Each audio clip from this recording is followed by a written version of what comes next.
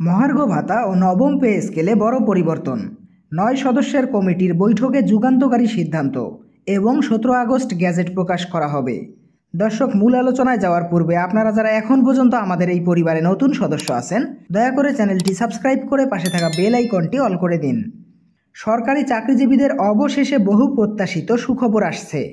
দীর্ঘ ১০ বছর ধরে বেতন কাঠামো ও ভাতা বৃদ্ধির দাবিতে চলমান সমালোচনা এবং প্রত্যাশার অবসান ঘটিয়ে অর্থ মন্ত্রণালয়ের অধীনে নবগঠিত ৯ সদস্যের বেতন কাঠামো সংস্কার কমিটি সম্প্রতি রাজধানীর সচিবালয়ে অনুষ্ঠিত এক গুরুত্বপূর্ণ বৈঠকে যুগান্তকারী সিদ্ধান্ত নিয়েছে।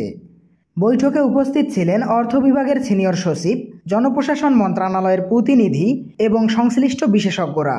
আলোচনায় বর্তমান মূল্যস্ফীতি, জীবনযাত্রার ব্যয় বৃদ্ধি, কর্মচারীদের প্রকৃত আয়ের ঘাটতি এবং পূর্ববর্তী পে স্কেল বাস্তবায়নের অভিজ্ঞতা বিশদভাবে পর্যালোচনা করা হয়। কমিটির আলোচনায় উঠে আসে যে গত এক দশকে দ্রব্যমূল্যের ঊর্ধ্বগতির কারণে সরকারি কর্মচারীদের হাতে থাকা অর্থের মূল্য উল্লেখযোগ্যভাবে কমে গেছে, যার ফলে তাদের জীবনমান ধরে রাখা কঠিন হয়ে পড়েছে। এ অবস্থা বিদ্যমান পে স্কেল আর বাস্তবতার সঙ্গে সামঞ্জস্যপূর্ণ নয়। তাই নবম জাতীয় পে স্কেলের আওতায় সকল গ্রেডে গড়ে ৩০ থেকে ৪৫% পর্যন্ত বেতন বৃদ্ধির সুপারিশ করা হয়েছে। একই সঙ্গে মহার্ঘ ভাতা পুনর্নির্ধারণের প্রস্তাব এসেছে, যা বেতনের নির্দিষ্ট শতাংশ হিসাবে যোগ করা হবে এবং সরাসরি মাসিক আয় বাড়াবে। বৈঠকে আরও সিদ্ধান্ত নেওয়া হয় যে নিম্ন ও মধ্য আয়ের সরকারি কর্মচারীদের সর্বাধিক সুবিধা দেওয়ার লক্ষ্যে ভাতার হার বাড়ানো হবে। বিশেষত টিফিন ভাতা এবং উৎসব ভাতা উল্লেখযোগ্য হারে বাড়ানোর সুপারিশ করা হয়েছে। দর্শক, ভিডিওটি চলাকালীন সময় বরাবরই ছোট্ট একটি রিকোয়েস্ট করতেছি, যারা এখন পর্যন্ত আমাদের চ্যানেলটি সাবস্ক্রাইব করেননি, দয়া করে চ্যানেলটি সাবস্ক্রাইব করে পাশে থাকা বেল আইকনটি অল করে দিন।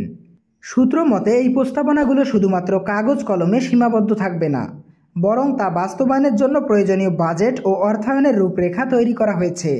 অর্থ মন্ত্রণালয় ইতিমধ্যে সম্ভাব্য আর্থিক প্রভাব নিয়ে হিসাব নিকাশ শুরু করেছে, যেখানে বার্ষিক বাজেটে অতিরিক্ত কয়েক হাজার কোটি টাকা বরাদ্দের প্রয়োজন হতে পারে। এজন্য ব্যয় কাঠামো পুনর্বিন্যাস এবং অপ্রয়োজনীয় খাত থেকে ব্যয় সংকোচনের পরিকল্পনা আলোচনায় এসেছে।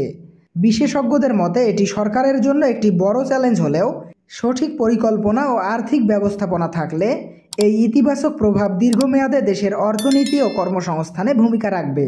বৈঠকের আরেকটি গুরুত্বপূর্ণ দিক ছিল এই যে নতুন পে স্কেল ও মহার্ঘ ভাতা সমন্বয়ের মাধ্যমে কর্মচারীদের কর মাধ্যম ও উৎপাদনশীলতা বাড়ানোর কৌশল আলোচনায় এসেছে। কর্মকর্তারা মনে করেন আর্থিক স্বস্তি পেলে কর্মচারীরা কাজে আরও মনোযোগী ও কার্যকর হবেন, যা সরাসরি সরকারি সেবায় মান উন্নয়ন করবে। পাশাপাশি অবসরপ্রাপ্ত পেনশনারদের জন্য বিশেষ সুবিধা রাখার প্রস্তাব এসেছে, যাতে তারা মূল্যস্ফীতির চাপে বিপর্যস্ত না হয়। অবশেষে বৈঠকে সিদ্ধান্ত হয় ১৭ আগস্ট এই প্রস্তাবনাগুলো নিয়ে চূড়ান্ত গ্যাজেট প্রকাশ করা হবে এবং সেদিন অর্থ মন্ত্রণালয় থেকে প্রজ্ঞাপন জারি করা হতে পারে।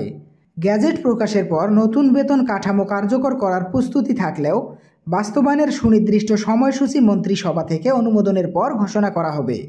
দর্শক, সে পর্যন্ত আমাদের চ্যানেলটি সাবস্ক্রাইব করে আমাদের সাথেই থাকুন।